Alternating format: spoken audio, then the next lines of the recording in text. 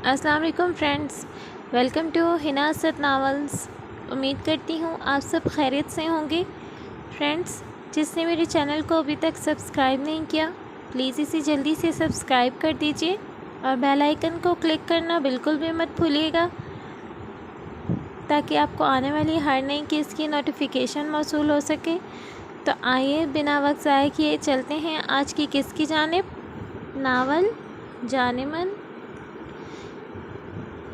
Case number 40, last episode, last part. Car speed में चलाकर तुम हीरो बनने की कोशिश कर रहे थे।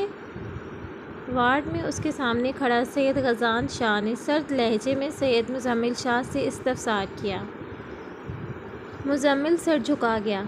सबके पूछने पर उसने बिना किसी झूठ की मिलावट साफ बता दिया था कि कार हद से ज़्यादा स्पीड में करने के बायस उसका एक्सीडेंट हुआ था। गाज, लाला अभी तकलीफ़ में है। सफ़ा ने उसे टोक दिया तो उस पर एक संजीदा नज़र डालता गजान शाह चुप हो गया। उस रात सैयद गजान शाह ने जब सारिया बेगम को इतला दी तो वो बुरी तरह रोते वो होश में न होने के बायस सैयद मुजम्मिल शाह की सलामती के बाआवाज़ दुआ कर रही थीं। उन्हें समझ न आया कि उस वक्त वो मन को बेऔलाद करने पर खुश हों या बेटे की हालत पर रोएं। अव्वल तो एक्सीडेंट के वक्त उसे आखिरी बात जो जहन में आई थी यही थी कि अब वो बच नहीं पाएगा, और दूसरा, अगर को वो ज़िंदा होता तो शिद्दत से अपने सामने मन को देखने का ख्वाहिशमंद था। मगर उसकी ये ख्वाहिश ही रह गई, क्योंकि वो हॉस्पिटल में ज़ेर इलाज थी। मुझे घर जाना है। काफ़ी देर की खामोशी के बाद वो धीमे लहजे में बोला। 2 हफ्ते बाद डिस्चार्ज होगे तुम, संजीदगी से कहता सैयद गजान शाह वहाँ से बाहर निकल गया। 1 हफ्ते के लगातार इलाज ने उसे काफ़ी हद तक बेहतर किया था। चेहरे का ज़ख़म ज़्यादा गहरा नहीं था, जल्द बेहतर होने का इम्कान थे। गर्दन में गहरा कट लगने के बायस तकलीफ़ हनूज़ थी, जबकि पैरों और एक बाजू में प्लास्टर लगने की वजह से उनमें सनसनाहट और तकलीफ़ हर थोड़ी देर बाद उठती थी। मगर वो सब बहुत हिम्मत से बर्दाश्त कर रहा था। मोहब्बतों का मान रखना सीखिए। ज़िंदगी बहुत छोटी सी है। कोशिश करें कि किसी का मान और एतबार न टूटे, क्योंकि वक्त तो गुज़र ही जाता है, लेकिन दी हुई तलखियों के नक्श बाकी रह जाते हैं। वक्त पंख लगा कर उड़ता चला गया। मन और मुजम्मिल सेहतयाब होकर बड़ी हवेली वापस आ चुके थे। सैयद मुख्तार शाह और सैयद हाकिम शाह ने सारी दुश्मनी भुलाकर मिलकर रहने का फ़ैसला किया। वो सब अब बड़ी हवेली में इकट्ठे क़याम पजीर थे। सरदार सुबहान शाह की मौत को 2 माह से ज़्यादा का वक्त गुज़र चुका था। अम्मा भी का ज़्यादातर वक्त दरूद व तस्बीहात में गुज़रता। आहद और वानिया भी इस दौरान एक बार हवेली आए थे, फिर वापस हॉस्टल चले गए थे। सुंबल बेगम अब सुधर चुकी थीं, उनका सफ़ा के साथ बर्ताव नॉर्मल था। सैयद गजान शाह ने सफ़ा से कहा कि अब बच्चों को हॉस्टल नहीं भेजते, यहीं हवेली में अपने साथ रखते हैं। तो सफ़ा ने यह कहकर मना कर दिया कि इनका पढ़ाई का साल ज़ाया हो जाएगा। ये साल कंप्लीट होते ही वो बच्चों को वापस ले आएंगे। जिस रोज़ सारिया बेगम को सैयद मुजम्मिल शाह के एक्सीडेंट की खबर मिली थी, उन्हें फालिज का अटैक आया था। उनके जिस्म का आधा हिस्सा मफलूज होकर रह गया था। वो ना तो बोल पाती थीं और ना ही चल पाती, बस बिस्तर की होकर रह गई थीं। वो मुलाजमीन की मोहताज हो गई थीं, ना अपनी मर्ज़ी से बोल पाती ना हरकत कर पाती। इतना सब कुछ होने के बावजूद भी सैयद मुजम्मिल शाह ने एक मुलाजमा 24 घंटों के लिए उनकी खिदमत के लिए मामूर कर दी थी। वो उनकी हर ज़रूरत का ख्याल करती, लेकिन कभी कभी उनको खाली कमरे की वहशत काट खाने को दौड़ती तो वो बिना आवाज़ के रोने लगती। सैयद मुजम्मिल शाह देर रात जब वो मेडिसिन खाकर सो जाती तब उन्हें देखने आता था। उन्होंने बिलाशुबा उसकी और मन के साथ बहुत बुरा किया था, लेकिन थी तो वो उसकी माँ ही। बज़ाहिर वो उनसे नाराज़ था, लेकिन रात के अंधेरे में उन्हें आकर देख जाता। सरदार मुख्तार शाह जब सारिया बेगम को ऐसी हालत में देखते तो वो बहुत दुखी होते। इसीलिए वो उन्हें एक बार शहर भी लेकर गए थे और वहाँ के स्पेशलिस्ट डॉक्टर को दिखाया। उन डॉक्टर्स का कहना था कि उनके दिमाग मुख्तलिफ़ सोचों और अज़ियतों से रिहा हो पाएगा तभी कोई बेहतरी के चांसेस हैं। शायद गुज़रते वक्त के साथ ये ज़िंदगी की तरफ लौट आए, मगर अभी कोई उम्मीद नज़र नहीं आ रही। सैयद मुज़म्मिल शाह ऐसे हालात में मुब्तला हो चुका था जहां बेबसी ने उसे पूरी तरह अपनी लपेट में ले रखा था। हर सू ठहरे हुए सन्नाटे उसके दिल के मकीन बनते चले जा रहे थे। उसे ऐसा महसूस होता जैसे इन सन्नाटों का शोर धड़कनों के शोर से कहीं ज़्यादा हो गया है। कभी कभी उसे अपना वजूद धीरे धीरे ज़मीन में धंसता हुआ महसूस होता। आज भी उस पर वहशत तारी थी। वो अकेला लान में चलता न जाने कितने सिगरेट सुलगा चुका था। अपने कमरे की टेरेस पर खड़ा सैयद गजान शाह उसकी बेचैनी की वजह से थोड़ा बहुत वाकिफ़ था। उसने जल्द ही सैयद मुज़म्मिल शाह से बात करने का फ़ैसला लिया। वह सोचों के गर्दाब में फंसा हुआ था कि अपने करीब गजान शाह को खड़े पाया तो चौंक कर उसे देखा और जलते सिगरेट को घास पर फेंक दिया। फिर खेड़ी की टो से मसल दिया। अब वह दोनों मुकाबिल खड़े थे, एक दूसरे को देख रहे थे। गजान शाह ने मुज़म्मिल से कहा कि मन की हालत के पेश नज़र उन्हें यहाँ से कहीं दूर आउटिंग पर जाना चाहिए ताकि उसका दिल बहल जाए और वह अपने साथ हुए हादसे को भूल जाए। इन दोनों ने मिलकर प्लान बनाया था पेरिस जाने का। गजान शाह ने खुद आजिब से मुलाकात की और उसे पिछली नाराज़गी भुला देने का कहा, क्योंकि उसकी दुश्मनी सरदार सुबहान शाह से थी। जब वो ही नहीं रहे थे तो दुश्मनी का जवाब ही नहीं बचता था। वैसे भी वो अनाइज़ा से उसके माँ बाप का प्यार नहीं छीनना चाहता था, क्योंकि वह खुद उस कर्बनाक अज़ियत से गुज़र चुका था। उसने अनाइज़ा के लिए पिछली तमाम तलख़ यादों को भुलाकर आगे बढ़ने का फ़ैसला किया। अनाइज़ा को अक्सर सरदार हाकिम शाह और सुंबल बेगम से मिलवाने के लिए जाने लगा था। गजान शाह, मुज़म्मिल शाह और आज़िब ख़ान तीनों आज अपनी अपनी शरीके हयात को लेकर पेरिस आए थे। यहाँ पर खिलाफ़ मामूल बहुत ठंड थी। यहाँ पर सुरमई बादलों ने छाँव कर रखी थी। ठंडी हवा में मौसम मज़ीद खुशगवार हो चुका था। वो बर्फ़ को हाथों पर गिरता महसूस कर रही थी जब उसके पास किसी ने आह करके पुकारा था, आप सफ़ा गजान शाह हैं? ये सर ने आपके लिए भिजवाए हैं।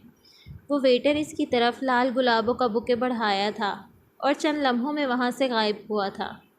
मगर वो कहाँ? उसने दोबारा वेटर से पूछना चाहा था, मगर वो उसे अपने पास दूर दूर तक कहीं भी नज़र नहीं आया। वो फूलों की खुशबू सूंघती उस रोड की तरफ बढ़ी थी कि पीछे से उसे किसी ने अपनी आहनी बाजों के हिसार में मुकीद कर लिया था। सफ़ा ज़रा भी न डरी थी इस अनजान मुल्क में भी, क्योंकि उसे पता था कि ऐसी जुर्रत सैयद गजान शाह के अलावा और कोई नहीं कर सकता था। और ऊपर से उसके कुर्ब से उड़ती मखसूस दिल फरेब कुलोन की महक ने उसे सैयद गजान शाह की आमद का पता दे दिया था। वो मुतमईन सी थी। गजान ने चेहरा उसके चेहरे से मस किए अपना बियर्ड ज़दा गाल उसके नरम और मुलायम गाल से रगड़ा। वो धीमा सा मुस्कुराई।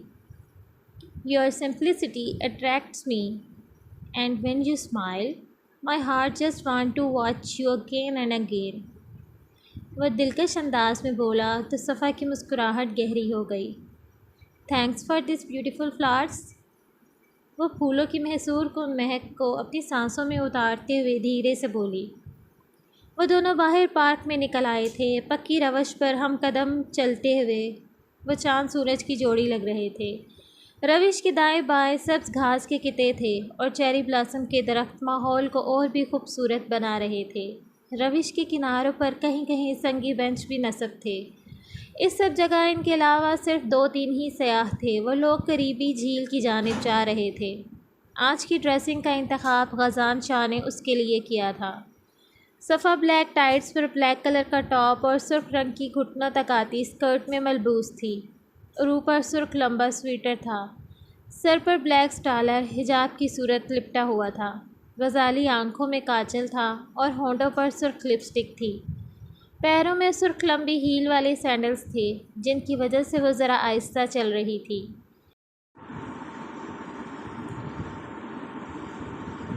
गजान शाह ने ब्लैक जीन्स और ब्लैक शर्ट में मलबूस लेदर जैकेट, पैरों में ब्लैक शूज़ थे और गले में ब्लैक मफलर। बालों को हमेशा की तरह जेल लगाकर सेट किया गया था। वो सफ़ा का एक हाथ पकड़े चल रहा था। थक गई हो तो अंदर चलो, आराम कर लो। गजान शाह ने मुलायमत से कहा। आपको कैसे पता चल जाता है गाज? उसने हैरानगी से इस्तफसार किया। मोहब्बत में इल्हाम हो जाते हैं। वह मुबहम सा मुस्कुराया। सफ़ा ने उसके शाने पर अपना सर रख दिया और एक दूसरे का हाथ थामे साथ साथ होटल के अंदर बढ़ने लगे। किधर जानम? अनाइसा को बिस्तर पर लेटता देख उसने उसे बाजू से पकड़कर उठाया। बहुत लंबा सफ़र था, मैं थक गई हूँ, अब सोने लगी हूँ। नींद आ रही है? उसने बाजू छुड़वाते लापरवाही से उसे घूरते हुए कहा था। मैं तो यहाँ सोने के लिए लाया हूँ। भला ऐसा कौन करता है यार? अपने हनीमून पर तो सब जागते हैं। अभी बिल्कुल नहीं सोना, उठो और ये पहन कर दिखाओ। आसिफ खान ने उसकी तरफ एक शॉपिंग बैग बढ़ाते हुए कहा था। ये कब लिया आपने? और इसमें क्या है? अनाइसा ने शॉपिंग बैग की तरफ देखते उठते हुए कहा था। यहाँ आने से पहले तब लिया था जब तुम अपनी शॉपिंग में बिजी थी। अब जाओ यार, पहन कर आओ। आई वाना सी यू इन दिस। उसने बैग इसे थमाते हुए ड्रेसिंग रूम की तरफ उसे धकेला था। अनाइसा ने अंदर जाकर शॉपिंग बैग खोला तो इसमें डीप रेड कलर की खूबसूरत लॉन्ग नाइटी थी। खान, मैं ये नहीं पहनूंगी, उसने अंदर से ही आवाज़ लगाई थी। 2 सेकंड में पहनकर बाहर आओ जानम, नहीं तो मैं खुद पहनाने आऊँगा। उसने बाकायदा धमकी दी थी और अनाइसा जानती थी कि वह सिर्फ धमकी नहीं है, वो अपने कहे पर अमल भी करके दिखाने वालों में से है। उसने चारों न चार उसे पहना था। बाजू तो थे ही नहीं, नाइटी के बस कंधों पर डोरियां लगी हुई थीं जिन्हें उसने कांपते हाथों से बांधा था। गला काफ़ी गहरा था तो उसने बाल खोलकर आगे कर लिए थे। नर्वस सी वो ड्रेसिंग मिरर के सामने खड़ी थी। जानम, आ भी जाओ यार, मैं खुद आकर उठा लाऊं। वेट प्लीज़, हकलाते हुए कहते वो पलके झुकाए सर्दी से ठंडी होती बाजुओं को अपने सीने में लपेटे मुंह झुकाए बाहर आई थी और आसिफ खान ने उस मोमी मुजस्मे को सरतापास ताइशी निगाहों से जी भरकर देखा था। वो बिल्कुल अप्सरा ही तो लग रही थी। नाजुक जिस्म पर रेशमी रेड नाइटी, दूधिया चमकते बाजू, खुले लंबे बाल और घनी पलकें उसका दिल तड़पा रहा था। उसे देखकर उसने शिद्दत से ख्वाहिश की थी उसे छूने की, मगर फिर उसका सहमा हुआ मुँह देखकर लबों पर मुस्कुराहट आई थी। उसके मुंह से साफ साफ वाज़ेह हो रहा था कि उसे ये नाइटी बिल्कुल पसंद नहीं आई थी। वो ख़ुद को उसके इसमें अनकंफर्टेबल महसूस कर रही थी। वो चलता हुआ उसके करीब आया। ये मुंह पर 12 क्यों बज रहे हैं? उसने उसका मुंह ऊपर उठाते हुए कहा। मुझे नहीं पता इसका। उसने हाथ झटका था। You are looking gorgeous princess. वो mesmerized सा हुआ था। मखमूर अंदाज में कह रहा था। मुझे ये बिल्कुल पसंद नहीं आया। ऐसे कौन पहनता है? ये इतनी चीप ड्रेस है। उसने पल भर में नज़रें उठाकर देखा था गुस्से से आसिफ खान की तरफ और फिर नज़रें झुका ली थी उसकी आंखों में जज्बों का तूफ़ान देखकर। तुमने हमारी वेडिंग नाइट पर बात कर दी थी, अब से हमारी हर नाइट वेडिंग नाइट। जानम, ऐसा ड्रेस हर बीवी पहनती है अपने शौहर के लिए, उसके सामने, उसके प्यार को पाने के लिए। उसने गंभीर लहजे में कहते उसके कंधे पर बंधी डोरियों पर लब रखे थे और वह सांस रोक गई थी अपना। आसिफ खान ने मध्यम मुस्कुराहट से उसकी बंद आँखों की तरफ देखा, फिर नफ़ी में सर हिलाते उसे अपनी बाहों में उठाते बेड पर लिटाया। जानम, उसने गंभीर लहजे में सरगोशी की थी उसके कानों में। जी? उसने उसकी सांसों को महसूस करते कहा था।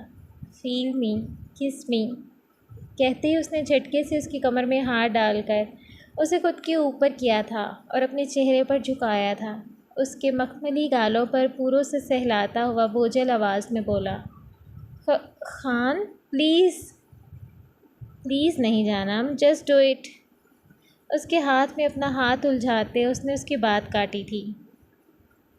उसकी बेबाक निगाहों का सामना करना, उसकी ख्वाहिश पूरी करना उसके लिए सबसे मुश्किल काम था। जानम, आई एम वेटिंग। उसने गंभीर लहजे में कहते उसके कंधे पर बंधी डोरी को खींचा था और वह खुल गई थी।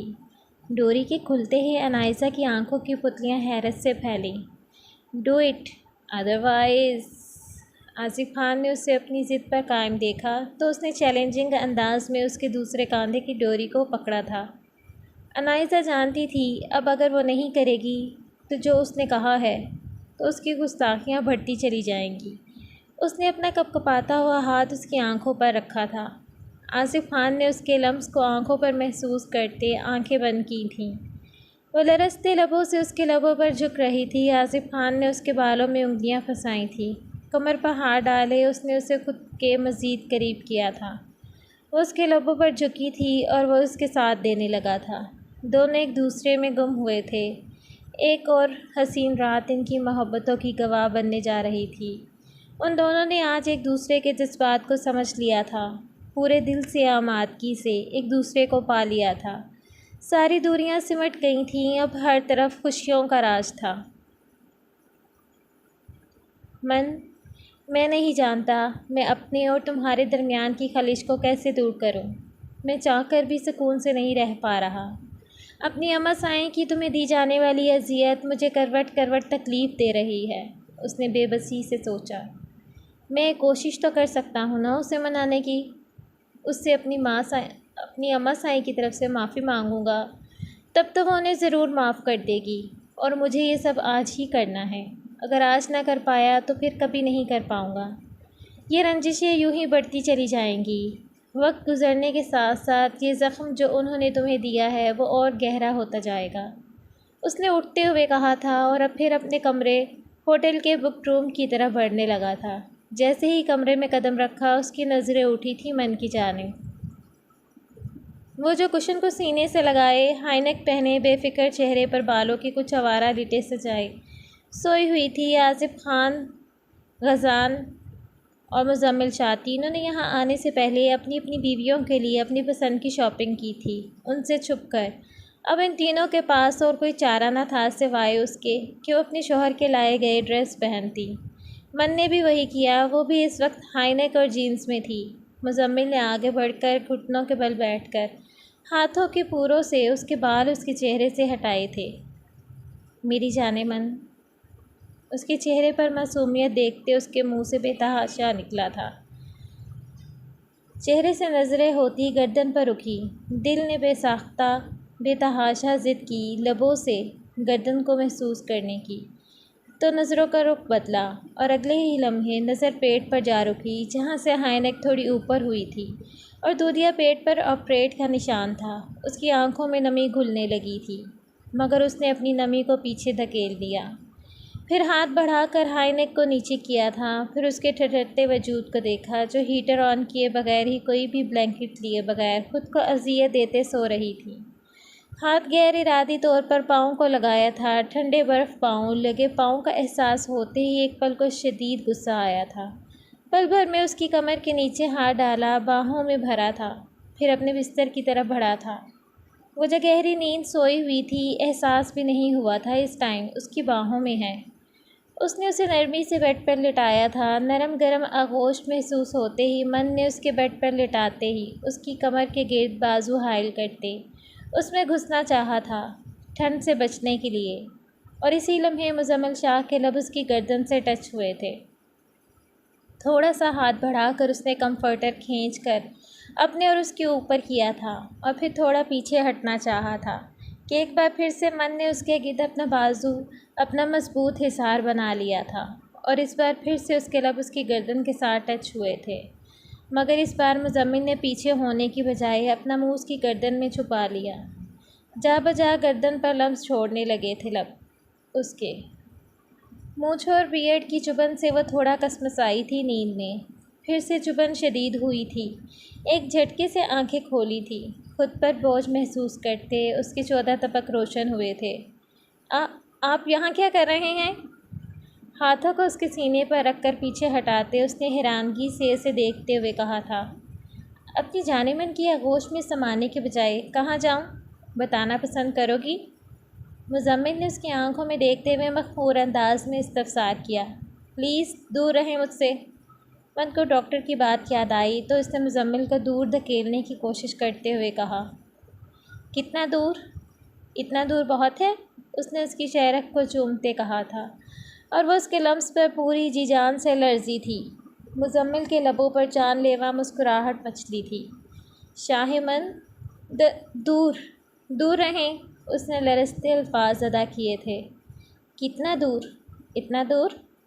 उसने उसके लबों पर अपने लब रगड़ते हुए कहा था और मन ने अपना सांस रोका था। शाह, प्लीज़, उसने नम आँखों को शिद्दत से बंद करते कहा था। कितना दूर जाने मन? इतना दूर? उसने उसकी नाक के साथ नाक जोड़ते कहा था। वो फिर से लर्जी थी। नहीं हो सकता दूर, माना कि गलती हुई, बहुत बड़ी गलती हुई। अमसाइन के फ़रेब में आ गया। तुम्हारे और अपने मामले में बहुत कुछ बुरा कर गया हूँ। उनकी चाल समझ नहीं पाया, मगर मैं क्या करूँ मन? जो भी हुआ मानता हूँ बहुत बुरा हुआ। नुकसान सिर्फ तुम्हारा नहीं, मेरा भी हुआ है। प्लीज़ खुद को अजियत मत दो, मैं तुम्हारे साथ हूँ ना। उसने उसको पूरी तरह अपने बाजुओं में ज़ोर से भींचते हुए कहा था और वह पूरी तरह उसकी बाहों में मचली थी। उसकी गुर्बत उसको कमज़ोर कर रही थी, मगर वह उसको कमज़ोर नहीं करना चाहती थी। तुम्हें नहीं पता मन, उस हकीकत को तस्लीम करते हुए मैं किस किस अज़ियत से नहीं गुज़रा। उस एक्सीडेंट में मेरी भी जब आंखें बंद हुईं तो सिर्फ तुम्हारा ही ख्याल था। अगर मुझे कुछ हो जाता तुम्हारा ख्याल कौन रखता? सिर्फ तुम्हारे लिए मुझे मौत को हरा कर वापस आना पड़ा। इस एक्सीडेंट में मैं मर जाता तो? उसकी आंखों में छुपी मोहब्बत की तहरीर पढ़कर वह नरम पड़ने लगी थी। नहीं, ऐसा मत बोले शाहिमन। वो बिन पानी की मछली की तरह उसके मुंह पर हाथ रखे नफ़ी की तरह दाएं से बाएं सर हिलाते उसकी बात सुनकर तड़प उठी थी। सुन मेरे मन के शाह पिया, मुझे आज भी तेरी चाह पिया। मेरे दिल में सच्ची प्रीत तेरी, तुझे कौन करे गुमराह पिया। मैं गले में माला डाल फिरी, मैंने ओढ़ा रंग स्याह पिया। तो जिस जिस रास्ते से गुज़रा, मैंने चूमी हर वो राह पिया। धागे बांधे हर दरगाह पिया, मैंने अश्क बहाए मस्जिद में, तू लौटा क्यों ना आह पिया। मेरे दर्द भरे इन शेरों पर फिर लोग कहेंगे वाह पिया। तेरे दर पे अर्ज़ी पेश करे तेरी शहज़ादी मेरे शाह पिया। सुन रस्ते तकते नैन थके, चल ढूंढ न कोई राह पिया। तेरे हिज्र में चाँद को गहन लगा, मेरा रंग हुआ स्याह पिया। सुन सांसों के सुल्तान पिया, तेरे हाथ में मेरी जान पिया। मैं तेरे बिन वीरान पिया, तुम मेरा कुल जहान पिया। मेरी हस्ती मान सम्मान भी तू, मेरा ज़िक्र ज़हद ज़िक्र वजदान भी तू, मेरे सपनों का सुल्तान भी तू। सुन सांसों के सुल्तान पिया, तुझ में मेरी जान पिया। सुन मेरे मन के शाह पिया, मुझे आज भी तेरी चाह पिया। वो गुलगीर लहजे में बोली थी, आँखों में नमी तैर रही थी। Need you in my arms. Muzammil ने उसके कान के पास सरगोशी की थी। कान में होती सनसनाती सरगोशी पर वह एक बार सूखे पत्ते की मानिंद कपकपा उठी थी। झटके से रुख मोड़ कर उसे परे हटाना चाहा था कि उसी लम्हे चेहरा मोड़ते हुए उसके लब गैर इरादी तौर पर मुज़म्मिल के लबों से मिले थे और मुज़म्मिल में मौका ज़ाया किए बगैर इन नरम गुदास पंखड़ियों से लबों को अपनी हाकमियत कायम की थी और मन ने पल भर में सांस रोक लिया था। उसके रुके सांस को महसूस करके मुज़म्मिल ने उन नाजुक नरम लबों पर शिद्दत दिखाई तो उसने झटके में गहरा सांस लिया था।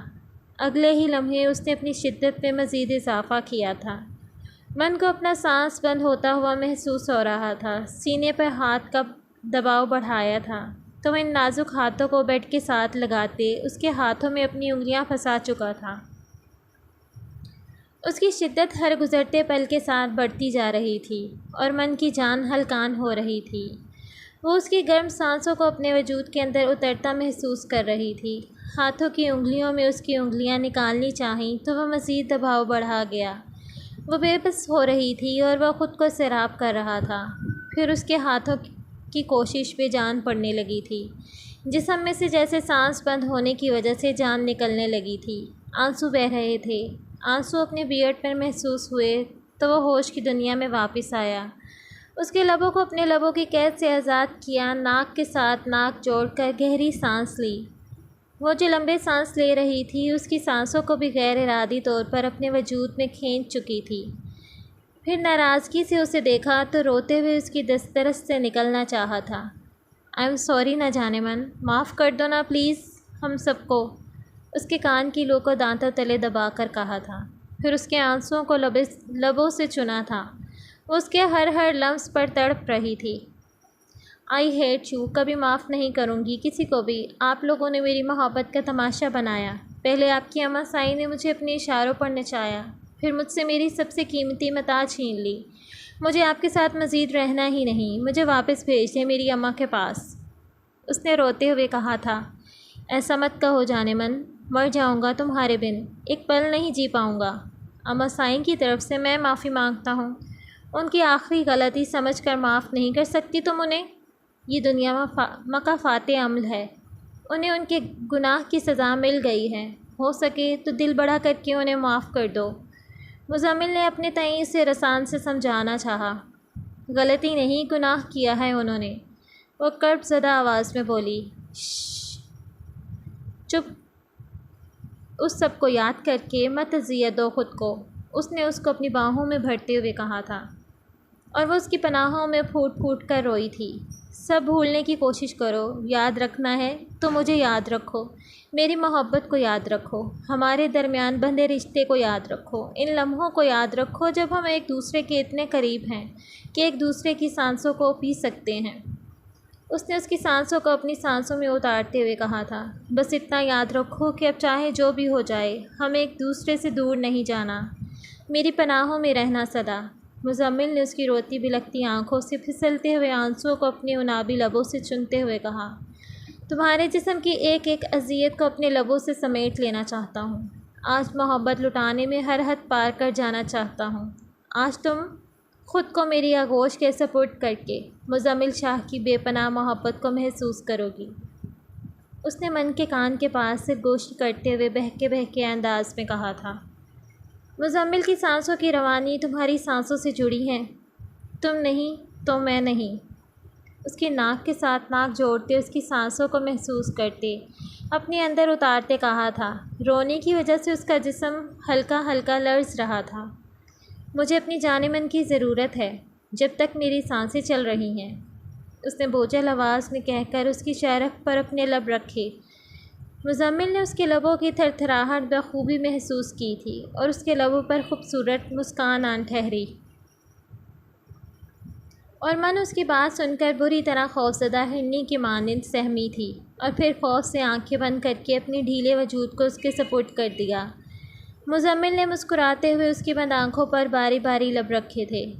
इतनी फर्माबरदारी जाने मन, उसके कान की लू को दांतों तले दबाए शरारत अमेज़ अंदाज से कहा था। मन ने आंखें नहीं खोली थी।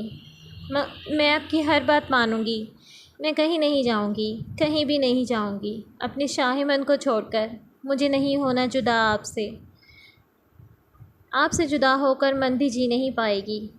आप भी मुझे खुद से कभी दूर ना करना, आपकी मोहब्बत ही तो मेरे जीने की वजह है, और अगर मेरी गुर्बत तुम्हारी जान निकाले फिर भी दूर तो नहीं जाओगी ना, वह ज़ुबानी अंदाज में बोला तो मन के दिल की धड़कनें मुंतशिर हो गईं। उसके बालों में उंगलियां फंसाते उसकी शहरक पर अंगूठा फेरते कहा था।